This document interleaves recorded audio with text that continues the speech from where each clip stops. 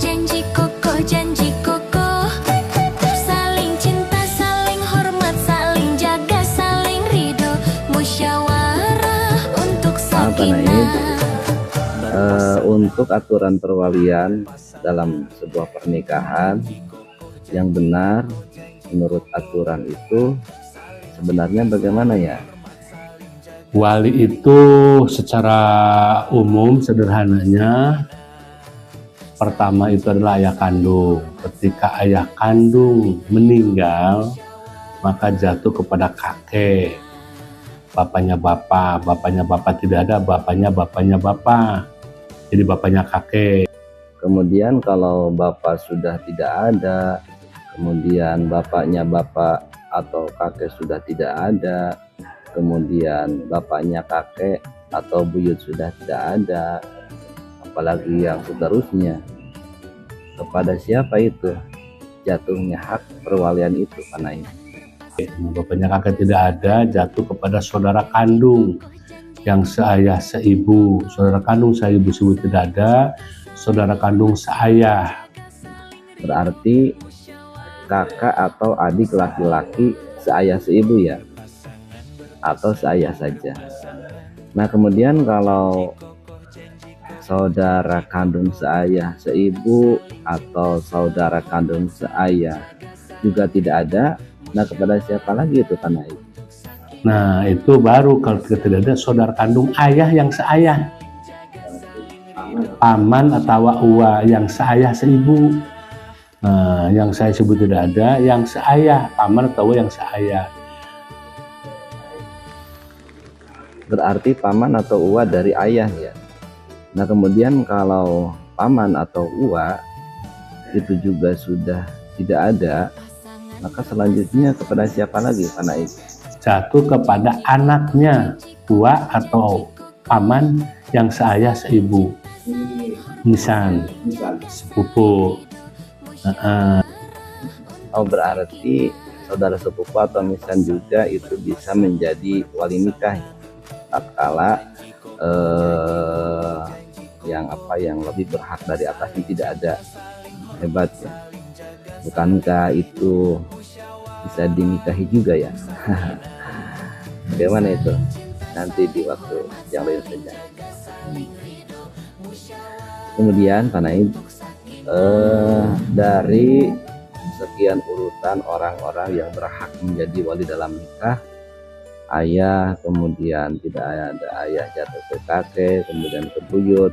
Kalau sudah tidak ada kemudian jatuh ke saudara laki-laki yang sekandung, kemudian kalau tidak ada juga jatuh kepada paman atau uwa dari ayah. Kalau tidak ada juga mereka, maka yaitu anaknya paman atau anaknya uwa atau saudara misan.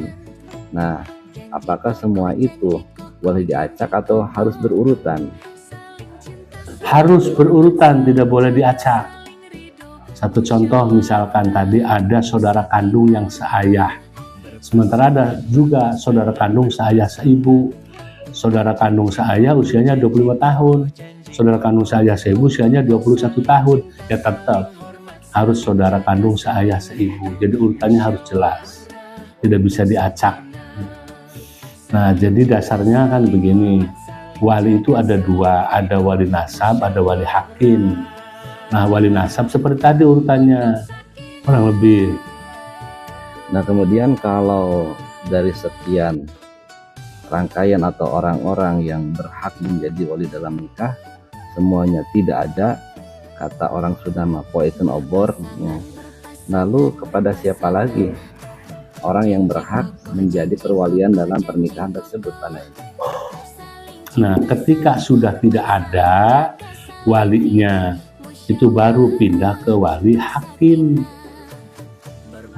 Wali hakim itu banyak sebab, salah satunya tadi ketika urutan nasab sudah tidak ada, jatuh ke wali hakim namanya, atau disebut wali hakimnya karena qat'iyul wali, putus baris wali, sudah tidak ada lagi walinya. Nah yang kedua, wali hakim jatuh karena beda agama, karena pembunuh. Beda agama, tidak ada yang seakidah, ya justru walinya pindah wali hakim. Pembunuh dari segi akidah walinya wali hakim. Nah, terus lagi ada misalkan si bapak nih perceraian dengan ibunya, dengan bapaknya pengantin, terus si bapak tinggal di mana? Menurut informasi masih hidup, tapi nggak bisa dilacak, udah dicari segala macam nggak temu, tapi masih ada. Nah, itu walinya jatuh ke wali hakim, nggak bisa pindah ke yang lain tadi. Walinya wali hakim dengan alasan goibul wali, ada tapi tidak tahu keberadaannya di mana. Nah, itu. Atau ada misal kita ada di Gantar, walinya ada di Kalimantan. Nah, di Kalimantan nggak bisa datang. Terus mencari kawah yang terdekat juga tidak ada di hutan. Nah, kalau kayak gini pindah wali hakim dengan alasan walinya tidak bisa dihadirkan gitu. Nah, kemudian dalam perumpamaan atau contoh yang tadi dicontohkan oleh Pak Naib, keberadaan walinya atau wali nasabnya itu jauh seperti ada di Kalimantan, sehingga sangat sulit sekali untuk menghadirkan beliau sebagai wali nasab dalam sebuah akad pernikahan. Nah, bagaimana solusinya agar supaya orang itu tetap bisa menjadi wali dan tidak wali hakim? Apa solusinya? Datang ke kawah terdekat di Kalimantan, terus menyampaikan kepada kepala KUA, Pak, saya punya anak perempuan tinggal di Gantar, Kecamatan Gantar, Kabupaten Indramayu, Provinsi Jawa Barat. Besok menikah, saya tidak bisa hadir. Nah, nanti pihak KUA berdasarkan di mana bapak itu berada, membuatkan surat namanya Taukil Wali Bil Kitabah, bikin surat perwalian, nah, perwakilan, nanti dikirim ke sini. Ke Kawah Gantar, nanti Kawah Gantar melaksanakan pernikahan yang bersangkutan itu menggunakan wali nasab gitu, berdasarkan tadi laporan dari bapaknya yang menyampaikan tentang perwaliannya di Kawah wilayah Kalimantan tersebut. Kemudian maaf nih, agak kurang etis ya untuk anak yang status bapaknya itu tidak sah menurut aturan agama, itu perwaliannya pada siapa? Atau kepada wali hakimkah? Ya, bisa diindikasikan seperti itu, karena memang dia tidak punya bapak yang jelas dan tanpa pernikahan. Kemudian selanjutnya saya juga pernah menemukan kasus yang seperti itu ya. Jadi dengan alasan perasaan, kemudian dapat tersinggung, jadi anak yang ayah kandungnya itu tidak ada atau yang di luar nikah, nah kemudian diupayakan seolah-olah beliau itu adalah ayah kandung yang sah. Nah, itu bagaimana Pak Naib? Nah, ketika ada bahasa tersinggung, ya memang hal yang wajar manusiawi ya. Tapi kita juga punya definisi, punya dalil, punya filosofi. Sekecil apapun kesalahan pasti ada hukuman. Inilah sanksi sosial. Islam sudah jelas. Nah, Islam sudah jelas memberikan sebuah aturan bahwa kita apabila yang demikian, pakailah. Apalagi kita di Indonesia ada sarana namanya KUA, nikah yang benar gitu. Aduh, kasihan sekali ya bagi anak yang tanpa ayah karena orang tuanya hamil di luar nikah. Sangat kasihan sekali. Jadi perwaliannya itu otomatis jatuh ke wali hakim ya, jangan diakal-akali. Itu akan berdampak pada perzinahan yang berkelanjutan. Karena apa? Karena tatkala itu dinikahkan oleh wali yang tidak sah, meskipun itu adalah bapak biologis katanya, maka pernikahannya juga tidak sah, dan zina lagi terus menerus seperti itu.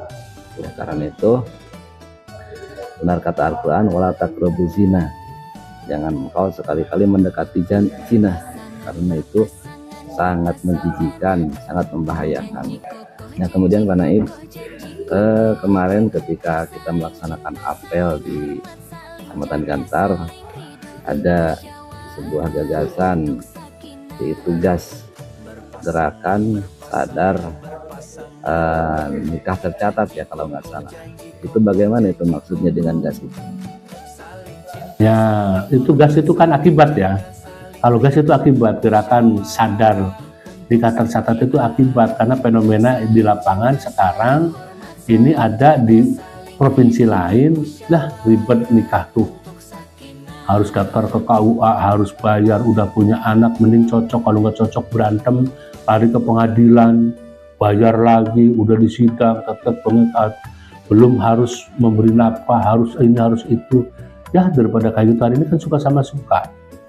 Nah, daripada terjadi demikian, dan sebelum terjadi muncullah gagasan GAS, gerakan sadar nikah tercatat. Itu lagi Pak Naib, terkait batas usia minimal bisa menjadi wali nikah menurut negara kita. Karena ada gambaran yang menjadi wali nikah itu adalah adik kandungnya. Yang namanya adik kandung itu pasti usianya di bawah yang dinikahkannya. Nah menurut negara kita itu sebenarnya berapa sih usia minimal bisa jadi menjadi wali nikah itu? Nah, jadi untuk umur wali berdasarkan Undang-Undang Nomor 1 Tahun 74 dan perubahan Undang-Undang Pernikahan Nomor 16 Tahun 2019, wali itu sekurang-kurangnya 19 tahun. Jadi ketika pertanyaannya apa boleh wali umurnya di bawah pengantin, tergantung. Jadi patokannya sekurang-kurangnya 19 tahun untuk wali. Nah sahabat semuanya, itulah pemaparan dari Bapak Naib kita, Kepala KUA Kecamatan Gantar, yang telah memaparkan begitu panjang lebar tentang masalah urusan perwalian dalam nikah, tentang siapa saja yang berhak menikahkan dari jalur ayah, kemudian kakek, kemudian buyut, kemudian tatkala mereka tidak ada, kemudian kepada siapa, yaitu kepada saudara laki-laki kandung seayah seibu, kemudian saudara laki-laki seayah saja. Tatkala mereka tidak ada, kemudian jatuh kepada paman atau uak dari ayah, kemudian mereka tidak ada juga, jatuh kepada anak laki-laki dari paman atau uak tersebut. Nah, itulah aturan urutan perwalian dalam agama kita, yakni agama Islam. Dan selanjutnya inilah referensi lain dari kitab Fathul Qorib. Simak ya referensinya. Bismillahirrahmanirrahim.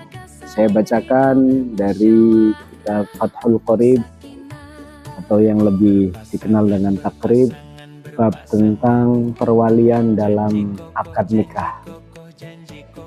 Qala al-musannifu rahimahullahu ta'ala wa nafa'ana bihi wa bi'ulumi fid dharain amin. Wa awla al-wulati al-abu thumma al-jaddu abul ab thumma al-akh lil ab wal thumma al-akh lil ab thumma ibnul akh lil ab wal thumma ibnul akh lil ab thumma al-ammu thumma ibnuhu ala hadha tartibi. Penjelasannya adalah orang yang paling berhak sebagai wali ya dalam sebuah pernikahan, yaitu sesuai urutannya. Yang pertama adalah al-ab, seorang bapak dari calon mempelai perempuan. Bapak di sini adalah bapak kandungnya tentunya ya. Itu pertama. Berikutnya yang kedua adalah seorang kakek atau bapaknya bapak tersebut ya. Seorang kakek ini dengan catatan bapaknya sudah tidak ada, maka baru berpindah kepada yang kedua, itu seorang kakek yang berhak menjadi wali dalam pernikahan. Kalau kakek sudah tidak ada, bisa ke atasnya lagi. Ke atasnya lagi hari ini mungkin sudah jarang ditemukan. Nah, berpindahlah ke urutan ketiga, yaitu al-akh asy-syaqiq, saudara laki-laki sekandung. Jadi saudara dari perempuan, calon perempuan tersebut, calon mempelai perempuan, apabila mempunyai saudara laki-laki sekandung, maka dialah yang berhak menjadi seorang wali. Kemudian apabila tidak ditemukan, maka berpindahlah ke nomor 4, saudara seayah. Tadi saudara sekandung, apabila tidak ada maka beralih pada saudara seayah. Selanjutnya, apabila masih tidak ada lagi, maka bisa bergeser ke urutan yang kelima dari saudara. Maksudnya siapa? Anak dari saudara sekandung tadi ya, keponakan sendiri ya, anak dari saudara sekandung. Ini urutan nomor 5, tentunya anak laki-laki ya. Lanjut, kemudian setelah yang kelima tadi, apabila masih tidak ditemukan anak dari saudara sekandung, maka berpindah ke anak dari saudara seayah. Summa ibnul akh lil ab ya, summa ibnul akh lil ab, anak dari saudara seayah. Pahami baik-baik. Apabila masih tidak ada dari kalangan keponakan ya, maka barulah berpindah kepada seorang paman. Summal am. Paman di sini adalah saudara dari bapak ya, bukan saudara dari ibu. Summal am. Kemudian bergeser lagi setelah paman nggak ada, summa ibnuhu, kemudian anak dari paman. Ala hadza tartibi, menurut urutan yang disebutkan di sini ya. Kemudian yang terakhir adalah seorang paman ya. Apabila paman masih tidak ada, maka anak dari paman. Nah, maksudnya siapa? Itu saudara sepupu. Ini urutan terakhir, paling terakhir. Tadi terakhir, ini paling terakhir. Ala hadza tertib, sesuai urutan yang disebutkan di sini. Demikian yang dijelaskan dalam kitab Fathul Qorib, yang merupakan kitab rujukan para ulama yang ada di Indonesia. Terima kasih. Berpasangan, janji kokoh, janji kokoh, janji kokoh.